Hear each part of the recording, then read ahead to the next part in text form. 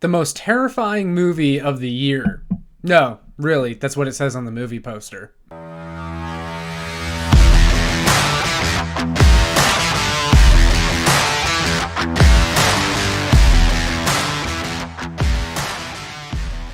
The First Omen is a sinister horror movie directed by Arkasha Stevenson and starring Nell Tiger as Margaret.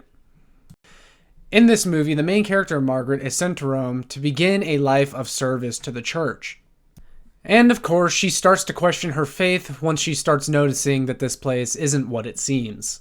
So, going into this movie, watching the trailer, reading about the plot, I thought this thing was damn near identical to Immaculate, which we just got not even a few weeks ago, starring Sydney Sweeney. And I enjoyed Immaculate. I thought Immaculate was a surprisingly good movie. And going into Immaculate, I said to myself, whatever, creepy nun movie, don't really care for religious horror. I thought we had done that too many times now. It was a redundant theme. But Immaculate really surprised me, and it was a good movie. I really enjoyed Sydney Sweeney's performance, and I enjoyed the fact that the movie revolved mainly around her character and not much else. It was a very simple plot. It was a very simple template for that kind of movie. And so I figured I was going to grade this movie a little bit harsher because of the fact I just saw Immaculate, and I was going to be tired of seeing that kind of movie. I wasn't going to really care for this one. I was going to tell you guys, you just saw Immaculate, no need to see this one. But yet again, I'm very surprised by this movie, and I really enjoyed it. And this one might top Immaculate for me, despite the fact that I don't gravitate towards the main character as much as I gravitated towards Sydney Sweeney's character. There was a lot more character work overall in this movie. There was a lot more going on, whereas Immaculate, again, is like very simple, and the storyline mainly just revolves around Sydney Sweeney. There's not too many subplots going on.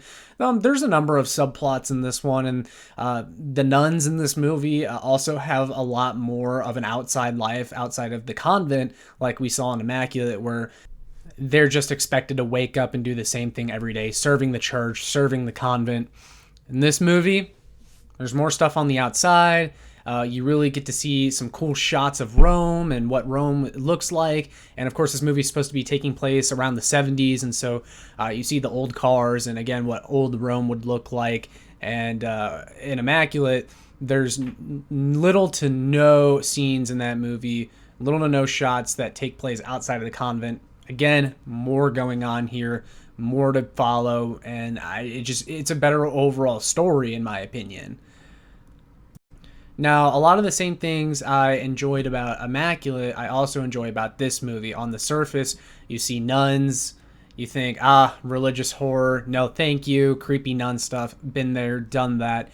And I thought the same thing for Immaculate, kind of thought the same thing for this movie. But once again, what I really appreciate about this movie is that it's nothing paranormal. This isn't ghosts. This isn't creepy spirit nun, which you almost kind of get that feeling at the beginning of the movie, like, oh, is that what this is going to be? But no, there's a monster in this movie.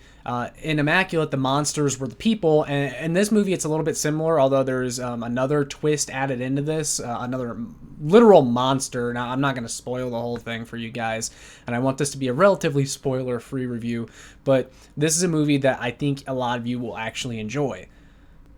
Nell Tiger is certainly no Sydney Sweeney in this movie as far as a lead character goes, but I thought her performance was pretty good.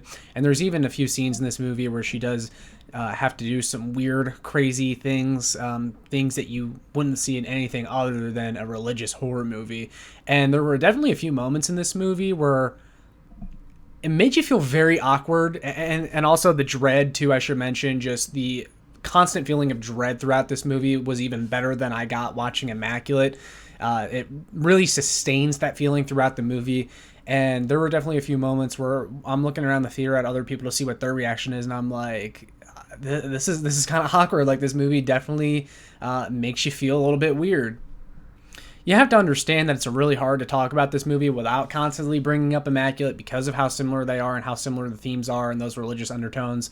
But another similarity that I noticed between these two movies is, I remember saying about Immaculate that there was a surprising amount of gore in that movie, or not too much gore, but the scenes in which there were gore definitely were things that made me even feel a little bit queasy.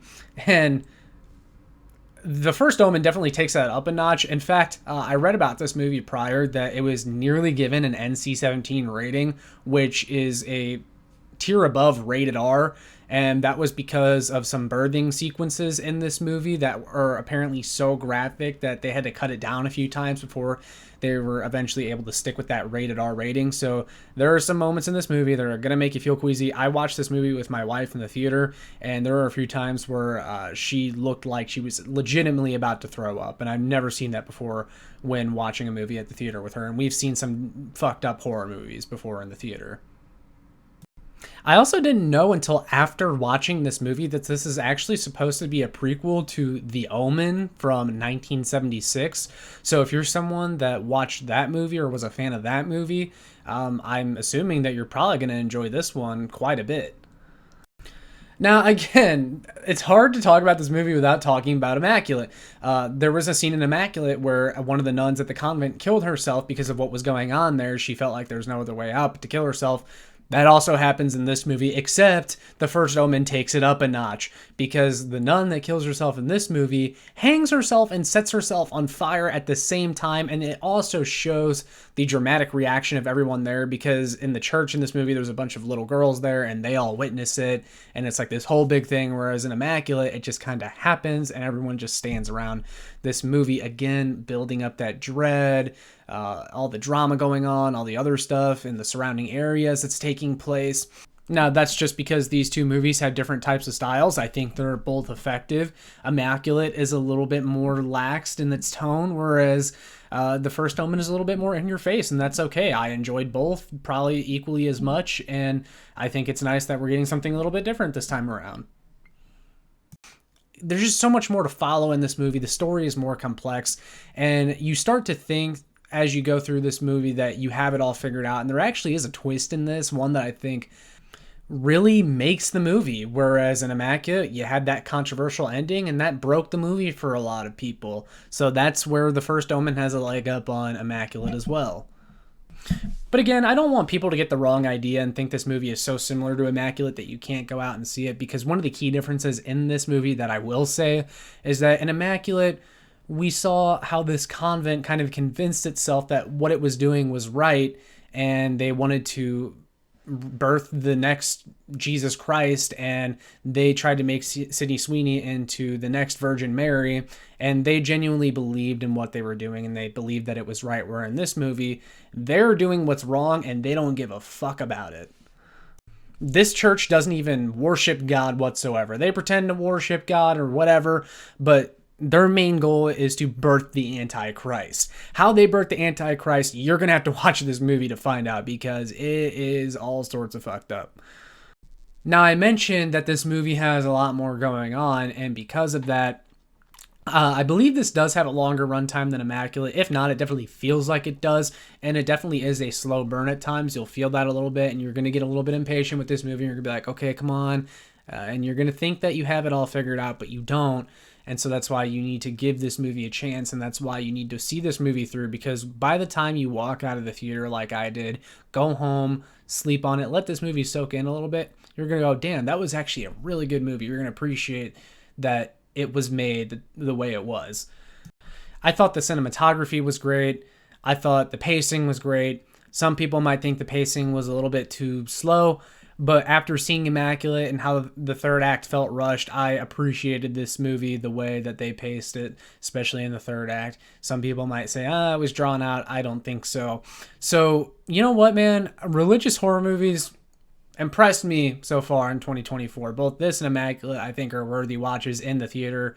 I've seen both in the theater. You should go and see this one, even if you have or haven't seen Immaculate. And honestly, man, The First Omen, one of the better horror movies in 2024. Definitely recommend you guys go out and see this one, but I'm going to go ahead and wrap up the review there. So with all that being said, make sure you like, share, and subscribe for more content on this channel, and make sure you turn on that notification bell for the next big movie review. We'll see you all in the next one. Take care.